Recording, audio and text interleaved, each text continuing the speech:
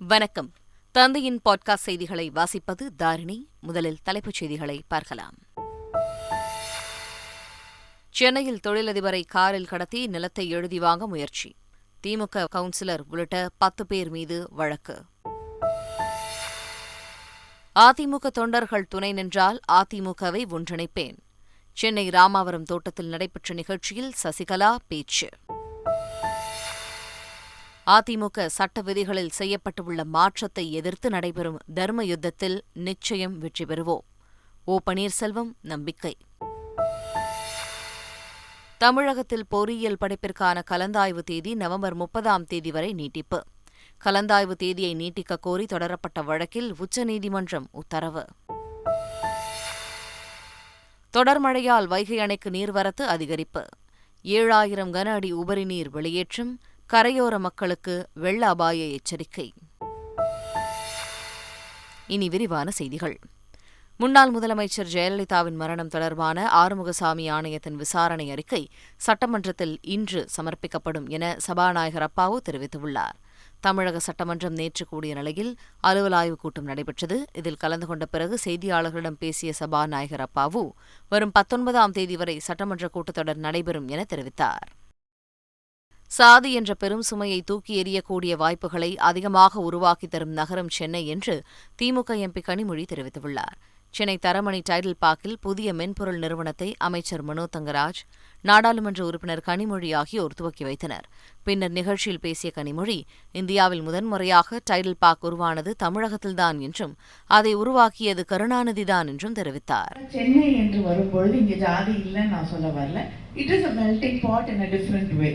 இது முகமற்றவர்களாக மாறிவிடக்கூடிய, ஜாதியற்றவர்களாக மாறக்கூடிய ஒரு வாய்ப்பை இன்னும் அதிகமாக தரக்கூடிய ஒன்று. நம்ம ஜாதிங்கிற தூக்கிட்டு வரக்கூடிய அந்த லக்கேஜை இறக்கி வைக்கக்கூடிய, தூக்கி எறிந்து விடக்கூடிய வாய்ப்புகளை சென்னை இன்னும் அதிகமாக உருவாக்கி தரும்.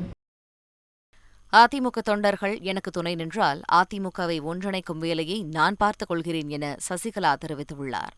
அதிமுக 51வது ஆண்டு விழாவினை முன்னிட்டு சென்னை ராமாவரம் தோட்டத்திற்கு வந்த சசிகலா அங்கு எம்ஜிஆர் படத்திற்கு மலர் தூவி மரியாதை செலுத்தினார். நிகழ்ச்சியில் பேசிய சசிகலா, எம்ஜிஆர் மறைவிற்கு பிறகு ஜே அணி, ஜானகி அணி என பிரிந்திருந்தபோது இரு அணிகளையும் இணைத்த தன்னால் இப்போது அதை செய்ய முடியாதா என கேள்வி எழுப்பினார். ஜானி ஜேனிங்கிற வார்த்தையே கிடையாது. எல்லாம் அதிமுககாரன். இப்ப ஏன் செய்ய முடியாது? அதிமுக சட்ட விதிகளில் செய்யப்பட்டுள்ள மாற்றத்தை எதிர்த்து நடைபெறும் தர்ம யுத்தத்தில் நிச்சயம் வெற்றி பெறுவோம் என ஓ. பன்னீர்செல்வம் தெரிவித்துள்ளார். சென்னை வேப்பேரியில் நடைபெற்ற விழாவில் நாமக்கல் மாவட்ட ஊராட்சியின் திமுக உறுப்பினர் சிவபிரகாசம் உள்ளிட்ட 100க்கும் மேற்பட்டோர் ஓ. பன்னீர்செல்வத்தை சந்தித்து ஆதரவு தெரிவித்தனர். இந்த விழாவில் பேசிய ஓ. பன்னீர்செல்வம், அதிமுக சட்ட விதிகளில் மேற்கொள்ளப்பட்டுள்ள மாற்றங்களை தொண்டர்கள் ஒருபோதும் ஏற்க மாட்டார்கள் என்றார். போராட்டம், தர்ம யுத்தம். இந்த தர்ம யுத்தத்தில் அனைத்து இந்திய அன்னார முன்னேற்றக் கழகத்தில் இருக்கின்ற அனைத்து தொண்டர்களும் ஒருங்கிணைந்து வெற்றி பெறுவார்கள் என்பதை இந்த கூட்டத்தின் மூலமாக தெரிவித்துக் கொள்ள கடமைப்பட்டிருக்கிறது.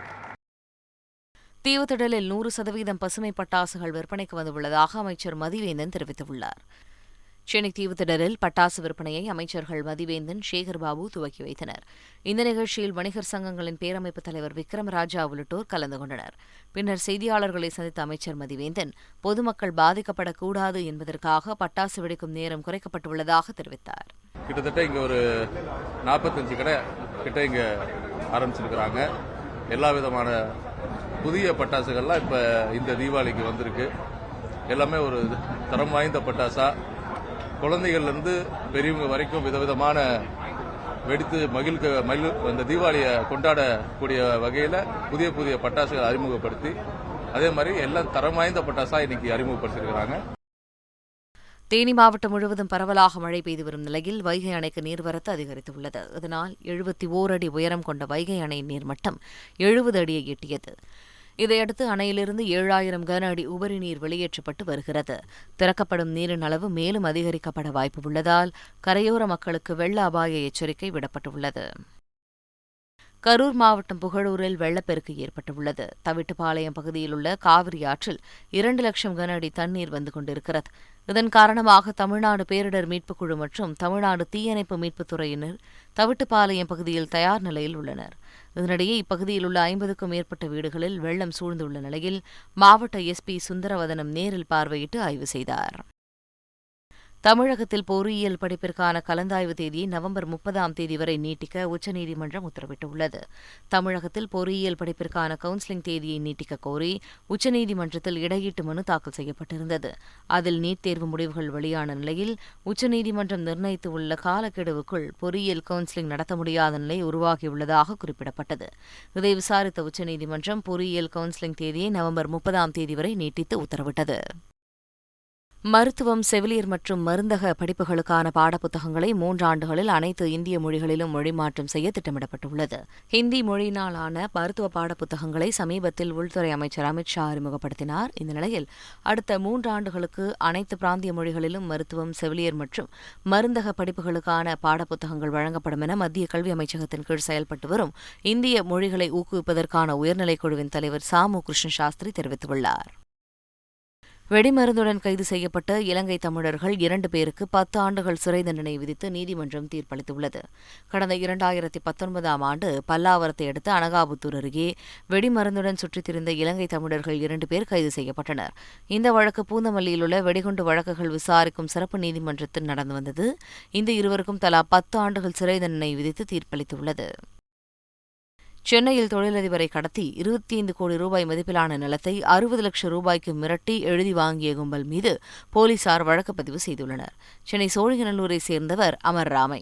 திமுக வட்டச் செயலாளரான கிருஷ்ணமூர்த்தி மற்றும் அவரது சகோதரர் மனோகரன் உள்ளிட்டோர் காரில் கடத்தி சென்று நிலத்தை எழுதி கொடுக்கச் சொல்லி வற்புறுத்தியதாக தெரிகிறது. இது தொடர்பான அமர்ராம் அளித்த புகாரின் அடிப்படையில் திமுக வடச் செயலாளர் கிருஷ்ணமூர்த்தி உள்ளிட்ட 10 பேர் மீது வழக்கு பதிவு செய்த போலீசார் விசாரித்து வருகின்றனர். நெல்லை மணிமூர்த்தீஸ்வரம் சொர்ண ஆகர்ஷண பைரவருக்கு தேய்பிறை அஷ்டமி வழிபாடு வெகு விமரிசையாக நடைபெற்றது. நெல்லை தாமிரபரணி ஆற்றங்கரையோரம் 800 ஆண்டுகள் பழமையான கணபதி ஆலயம் உள்ளது. இங்கு பைரவருக்கு மஞ்சள், பால், தயிர், தேன், இளநீர், விபூதி, சந்தனம் ஆகியவைகளை கொண்டு அபிஷேகங்கள் நடைபெற்றது. தொடர்ந்து மகா கும்பாபிஷேகம் நடைபெற்றது. இதில் திரளான பக்தர்கள் கலந்து கொண்டு சுவாமி தரிசனம் செய்தனர்.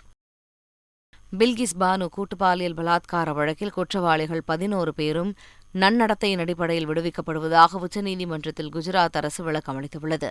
இந்த வழக்கில் குற்றவாளிகள் விடுவிக்கப்பட்டதற்கு எதிர்ப்பு தெரிவித்து உச்சநீதிமன்றத்தில் தாக்கல் செய்யப்பட்ட வழக்கில் குஜராத் அரசின் சார்பில் பதில் மனு தாக்கல் செய்துள்ளது.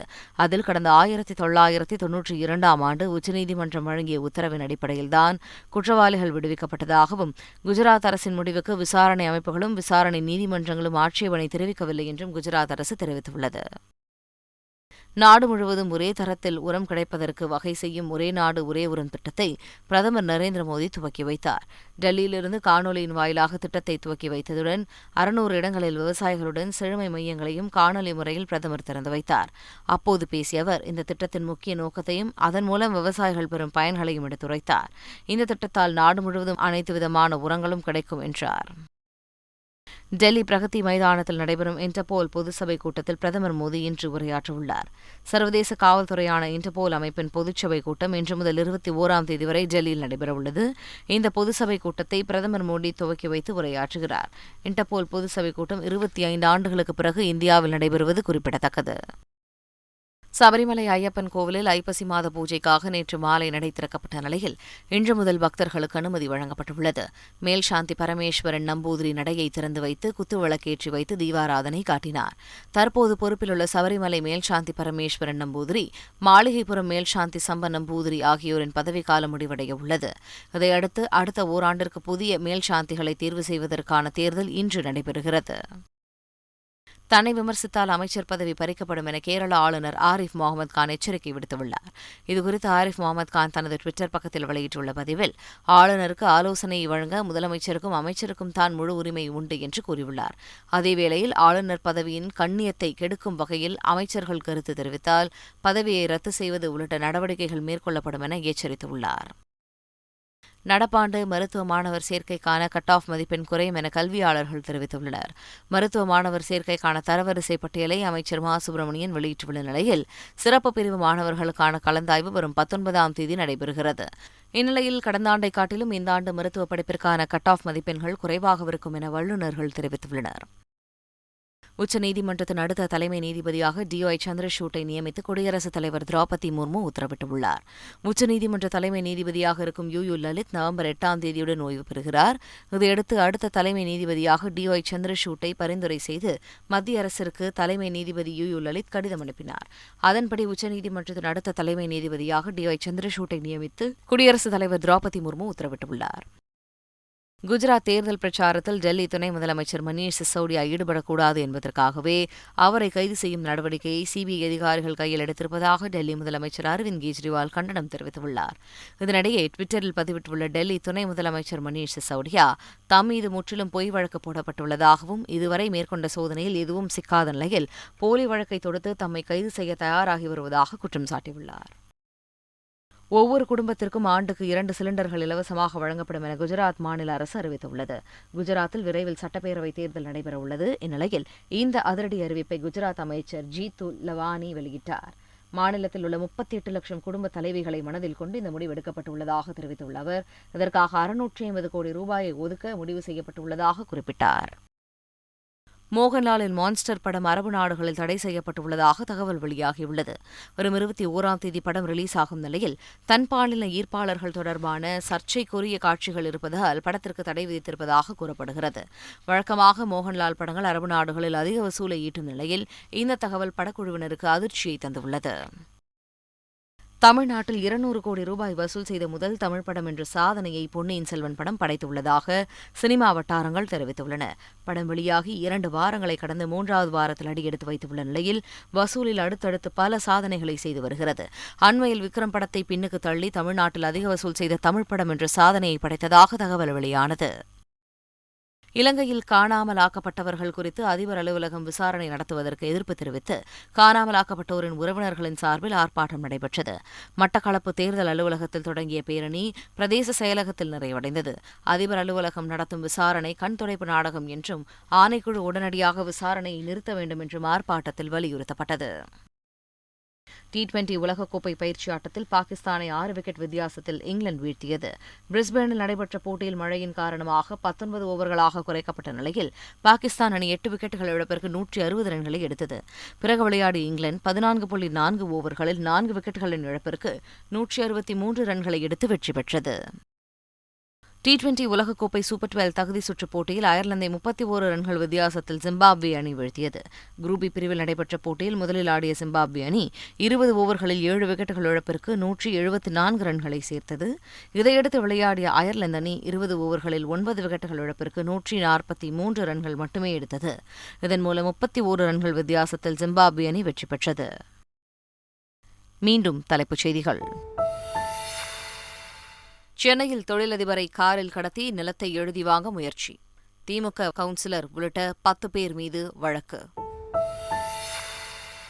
அதிமுக தொண்டர்கள் துணை நின்றால் அதிமுகவை ஒன்றிணைப்பேன். சென்னை ராமாவரம் தோட்டத்தில் நடைபெற்ற நிகழ்ச்சியில் சசிகலா பேச்சு. அதிமுக சட்ட விதிகளில் செய்யப்பட்டுள்ள மாற்றத்தை எதிர்த்து நடைபெறும் தர்ம யுத்தத்தில் நிச்சயம் வெற்றி பெறுவோம். ஓ பன்னீர்செல்வம் நம்பிக்கை. தமிழகத்தில் பொறியியல் படிப்பிற்கான கலந்தாய்வு தேதி நவம்பர் 30ஆம் தேதி வரை நீட்டிப்பு.